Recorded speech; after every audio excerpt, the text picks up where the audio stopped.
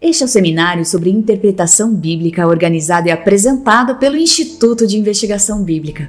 Sou Larissa Prois e comigo está Frank Hazel, que é doutor em teologia e diretor associado no Instituto de Investigação Bíblica na Conferência Geral dos Adventistas do Sétimo Dia. Ele é o co-anfitrião deste seminário e nos falará sobre os tópicos e os apresentadores que nos ajudarão a compreender melhor a Bíblia. Obrigada por se unir a nós, Dr. Hazel.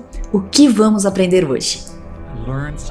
Aprenderemos sobre as declarações das Escrituras e sobre alguns princípios bíblicos de interpretação que a própria Bíblia promove e apoia. Se realmente quisermos entender a Bíblia, devemos ouvir o que a Bíblia tem a dizer sobre si mesma.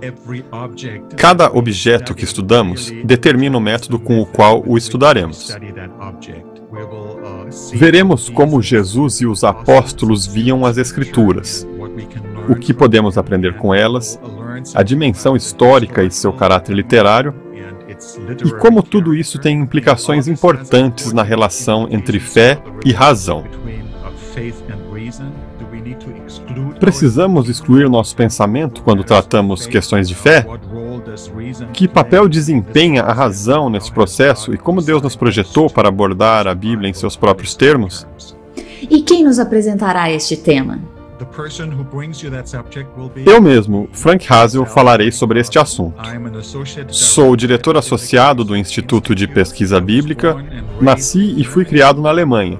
Vivi e trabalhei muitos anos na Áustria. Hoje, eu moro nos Estados Unidos e trabalho na Associação Geral da Igreja Adventista do Sétimo Dia, como diretor associado do Instituto de Pesquisa Bíblica.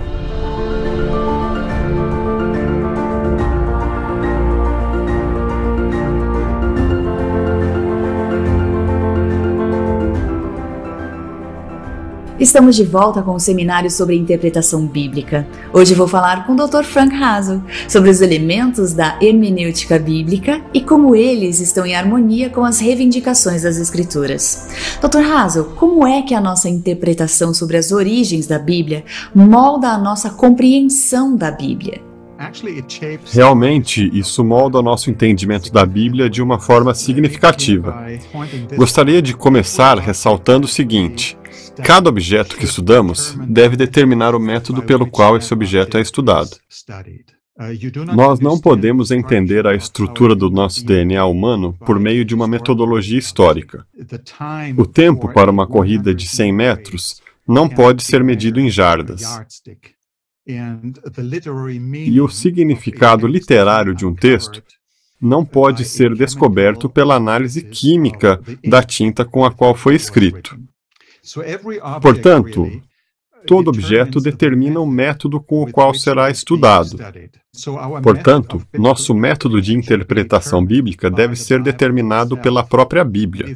Se você lê a Bíblia, torna-se óbvio, apenas lendo-a, que os escritores da Bíblia repetidamente fazem referências à realidade sobrenatural de Deus. E eles afirmam e defendem em toda a Bíblia que Deus realmente existe. Eles afirmam que falam e escrevem em nome de Deus. Acreditam que seus escritos e mensagens têm origem divina. Eles não produziram por si mesmos. Se levarmos isso a sério, eu acredito que faz uma grande diferença em nossa interpretação da Bíblia. Se ignorarmos aquele autotestemunho das Escrituras, que o próprio objeto da nossa investigação fornece, então acho que perderemos o ponto mais importante. E isso tem implicações no papel da Bíblia e da teologia. Se a Bíblia é, em última análise, de origem divina, então ela carrega uma origem divina. Isso vai informar, moldar nossa teologia muito diferente do que se acreditamos que a Bíblia foi escrita por seres humanos.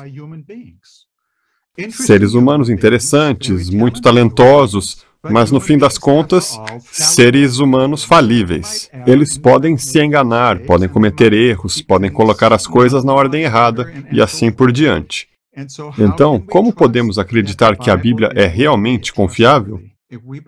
Se acreditamos que a origem da Bíblia é escrita por seres humanos, mas guiados por Deus por meio do Espírito Santo, então eu acho que podemos acreditar que a Bíblia é confiável e segura. que não reflete apenas ideias humanas sobre Deus, mas que nos diz algo que Deus queria nos comunicar. Esse entendimento tem um impacto tremendo em como vemos a Bíblia, como a estudamos e interpretamos. A Bíblia, basicamente, perde sua autoridade e terá apenas uma autoridade funcional, mas não uma autoridade inerente ao próprio livro por causa da sua inspiração divina. O que é a autoridade divina e por que é tão difícil para nós aceitá-la? Essa é uma boa pergunta. Nós, seres humanos modernos, temos a tendência de ter problemas com a autoridade. Queremos ser independentes, não gostamos de ter alguém nos dizendo o que fazer e etc. Mas, no fim das contas, quando falamos sobre a autoridade divina, expressamos que as palavras das Escrituras, ou seja, da Bíblia, são a palavra de Deus e carregam a autoridade divina para nós. E que, como mencionei antes, a Bíblia é confiável e segura. Portanto, a autoridade divina significa que podemos confiar nela. A Bíblia não nos enganará. Significa que a Bíblia nos diz a verdade e que podemos confiar nessas palavras, que você pode confiar sua vida nessas palavras e não ficará desapontado, pois essas palavras representam com precisão a mensagem divina. Portanto, elas têm autoridade para resolver questões controversas e dar uma resposta a partir da perspectiva de Deus. Finalmente, creio que quando falamos sobre autoridade divina, também queremos dizer que as palavras das Escrituras, ou seja, da Bíblia, são palavras de vida e conduzem à vida eterna. A Bíblia se torna a norma para a nossa teologia, a estrela polar da nossa vida e ações. Sem essa autoridade divina, acho que a Bíblia se transformaria em um livro humano. Como um livro humano falível, teria muitas opiniões discordantes e até contraditórias. Além disso, o intérprete seria quem decidiria que parte das Escrituras seguir e que parte não. Ela perderia sua norma final. Então, quando falamos sobre a autoridade divina, há algo transformador nela, que nos atrai. E, ao mesmo tempo, nos leva a seguir a Bíblia com alegria, fidelidade e, se você preferir utilizar essa palavra, a ser obedientes. Qual é a finalidade da revelação escrita de Deus? Bem, eu diria que o propósito é que você possa ler. Não apenas ler, mas ler, entender, preservar, guardar e praticar. Esse é o propósito da palavra escrita de Deus. Deus poderia ter escolhido nos ensinar sem a Bíblia. Ele poderia ter feito isso, mas Deus achou ideal tornar sua palavra acessível a nós por escrito. É assim que ele escolheu se comunicar conosco. E como tal, a Bíblia é um ponto de referência constante para o povo de Deus. Portanto, a Bíblia nos permite ouvir clara e continuamente as instruções que Deus nos deu. Se você tem um documento escrito em uma revelação, isso é simplesmente mais confiável do que um legado oral. Tem maior durabilidade, pode ser copiada, multiplicada, disponibilizada em vários idiomas ao ser traduzida e ser utilizada em diferentes lugares ao mesmo tempo. Portanto, sua difusão é muito mais ampla do que qualquer fala oral ou sermão que você possa pregar. Por ser um documento escrito, está disponível ao longo da história e pode ser bênção para leitores de geração em geração. Portanto, como um documento escrito, eu diria que permanece a norma da veracidade da mensagem bíblica ao longo do tempo. Como conciliar a ideia de que a Bíblia é um produto tanto de fenômenos históricos como sobrenaturais? O Deus da Bíblia, o Deus da Escritura, não é um Deus atemporal, como na filosofia grega. O Deus da Bíblia se revela no tempo e no espaço. Portanto, Deus é realmente capaz de entrar no tempo e no espaço. Ele é capaz de falar e se comunicar conosco de maneira eficaz, mesmo por meio da linguagem humana. Em outras palavras, a mensagem de Deus nas Escrituras é historicamente constituída.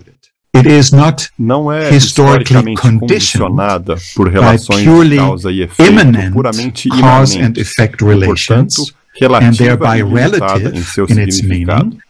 A Bíblia é a palavra escrita de Deus e é divinamente condicionada, por assim dizer, e historicamente constituída.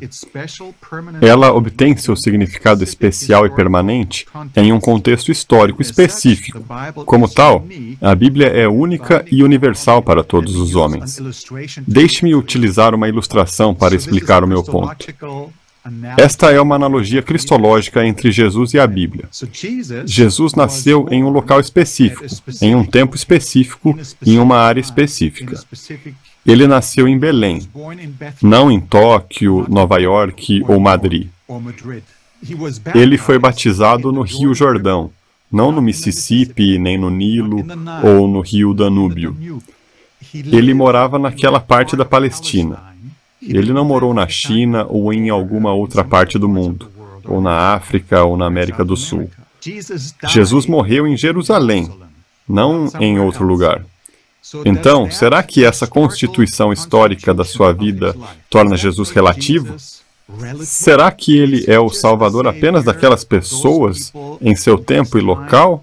Ou ele é o Salvador de todo mundo, para todas as pessoas ao longo da história? Nós acreditamos que Jesus é o Salvador de todas as pessoas ao redor do mundo, para todas as épocas, e não apenas para as pessoas da Palestina na época em que ele estava vivo. Da mesma forma, a Bíblia foi dada por Deus em situações históricas específicas, em contextos históricos específicos, e nisso se tornou única e universal para o resto da humanidade com quem Deus quis compartilhá-la. Ao fazer essa comparação, devo deixar claro que existem diferenças significativas entre a Bíblia e Jesus Cristo. Nós não adoramos um livro, certo? Nós adoramos a Deus e Jesus Cristo, seu Filho. Jesus não se tornou um livro. Ele se tornou um ser humano. Ele encarnou, como disse uma vez um teólogo. Ele se tornou carne e sangue, como um ser humano. Mas não saberíamos nada sobre Jesus se não tivéssemos a Bíblia. A Bíblia nos fala sobre ele, e, portanto, abraçamos a Bíblia, porque ela nos ensina o caminho de Deus e nos diz as coisas que Deus queria que nós soubéssemos. Eu acredito que é importante levar isso em consideração, e eu acho que não há realmente um conflito entre o histórico e o sobrenatural, se você o olhar a partir de uma perspectiva bíblica. Se você observasse pela filosofia grega, atemporal, então seria sim um problema. E não haveria uma solução para como um Deus atemporal pudesse se tornar parte do tempo e do espaço. Esse seria um desafio, mas o Deus bíblico nunca tem esse problema. Quais são alguns fatores que podem aumentar ou inibir a nossa capacidade de interpretar a Bíblia? Na minha opinião, a interpretação da Bíblia não é apenas uma questão de dominar algumas habilidades exegético-hermenêuticas, por assim dizer, por mais importantes que sejam. Mas a Bíblia não é um livro para ser apenas interpretado por nós. Na verdade, ela é um livro cuja mensagem deve ser praticada por nós. Chame isso de obediência, se quiser. Entretanto, ao irmos para a Bíblia, acho que devemos abordar a Bíblia, e esse seria um fator importante que eu acredito ser fundamental para qualquer estudo da Palavra de Deus. Devemos abordar a Bíblia com o que eu chamo de mente aberta. com disposição para aprender. Se você for à Bíblia e estudá-la achando que sabe a resposta, temo que você não estará realmente aberto aos ensinamentos e a qualquer nova luz que possa descobrir. Portanto, deve haver uma disposição para ouvir atentamente o que a Bíblia realmente diz e seguir o que você descobrir. Eu acredito que isso envolve um cuidado intelectual, ser cuidadosos no que fazemos. Além disso, envolve, e essa seria outra característica, envolve honestidade. Eu acredito que estudar a Bíblia honestamente significa não distorcer a verdade bíblica tirando informações fora de contexto, exagerando fatos, usando uma linguagem manipulativa ou usando suporte estatístico para impor minha opinião, que distorce essa imagem ou interpretação. A honestidade também requer que, se eu não tiver uma resposta para uma determinada pergunta, pois algumas perguntas são mais difíceis e exigem estudos mais longos e não temos todas as respostas imediatamente. Se não tiver uma resposta para uma questão em particular, será melhor admitir honestamente e confessar que só temos uma resposta provisória ou incompleta do que ser dogmático sobre nossa ignorância e até mesmo ter orgulho da nossa ignorância. Ou seja, sempre devemos levar em consideração o contexto da Bíblia. Recentemente, vi uma frase curta e curiosa que dizia: "Posso fazer qualquer coisa com um versículo fora de contexto." Isso beira a onipotência. Somos quase todo-poderosos, fazendo tudo o que queremos se tirarmos e não considerarmos o contexto no qual uma determinada passagem foi falada.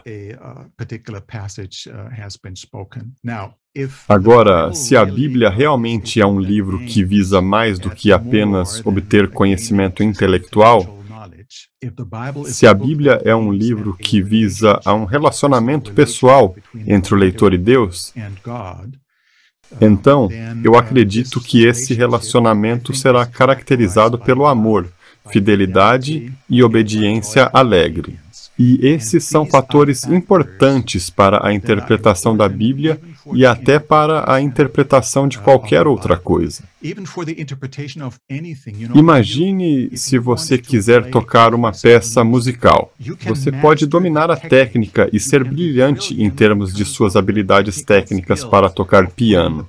Mas se você não ama a música, ela simplesmente não soará igual. E isso é algo que também precisamos levar em consideração ao estudar a Bíblia. Eu acredito que essa obediência alegre exige uma reação apropriada por parte daqueles que estudam a Bíblia, por parte dos intérpretes, porque acredito que não entenderemos completamente o significado bíblico se apenas o abordarmos academicamente, ou com uma mentalidade de distanciamento ou dúvida acadêmica, mas quando estivermos dispostos a colocar em prática o que descobrimos no texto bíblico. Portanto, o objetivo de nossa interpretação não é estar acima da Bíblia, e nem mesmo obter nosso próprio entendimento da Bíblia, mas seguir a palavra de Deus em obediência. Permita-me dizer que, para isso, precisamos da ajuda do Espírito Santo. O Espírito Santo não muda o significado das palavras que lemos. Isso é óbvio para qualquer pessoa, mas o Espírito Santo ajuda a criar em nós a disposição de realmente seguir o que lemos e aplicar isso em nossa vida. Se eu não estiver disposto a fazer isso, nunca entenderei totalmente o significado de algo.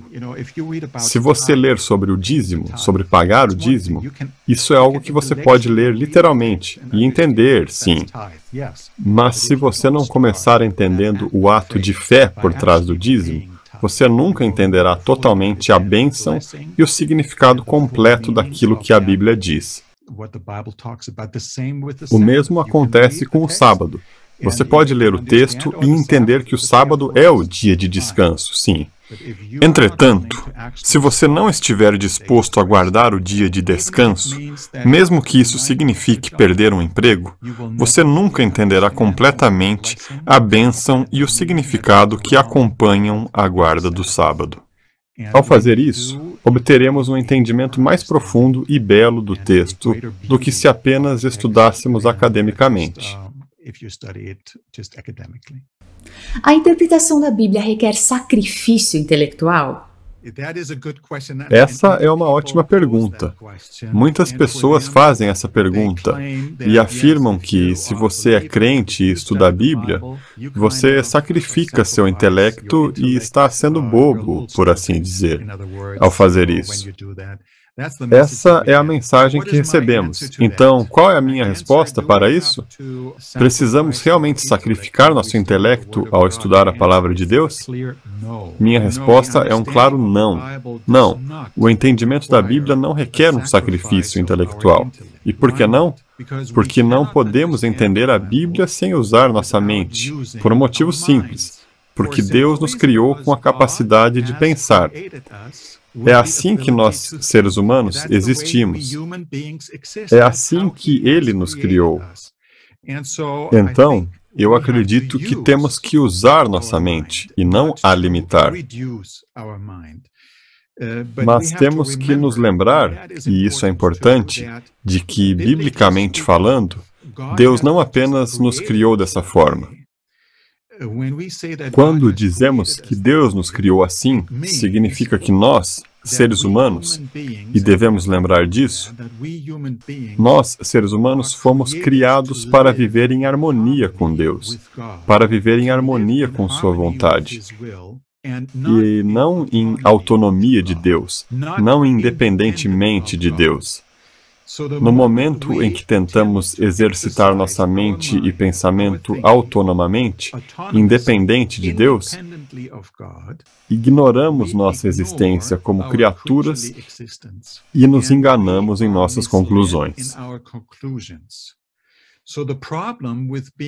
Portanto, o problema do ser humano é que ele não gosta que uma autoridade externa lhe diga o que fazer. Isso alude à questão inicial. Temos a tendência de pensar de forma autônoma, independentemente de Deus. Temos a tendência de pensar como se Deus não existisse, como se nós fôssemos a norma para tudo.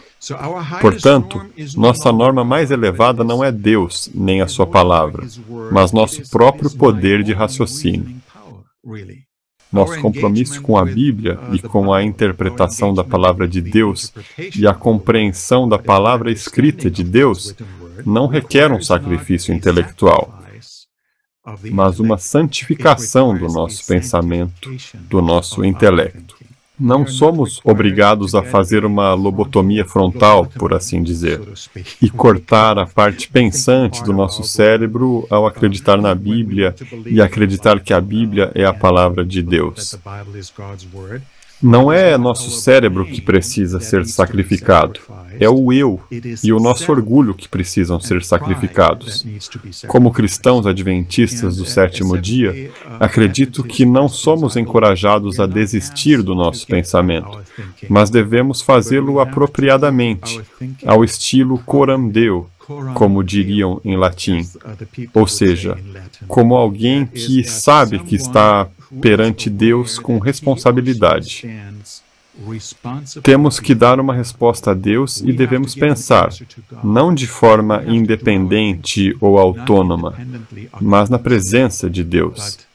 Em outras palavras, somos chamados a pensar em conexão com Deus e em harmonia com Sua palavra.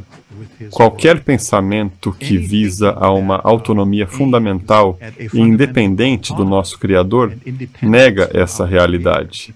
É egocêntrico, está errado e nos leva na direção errada.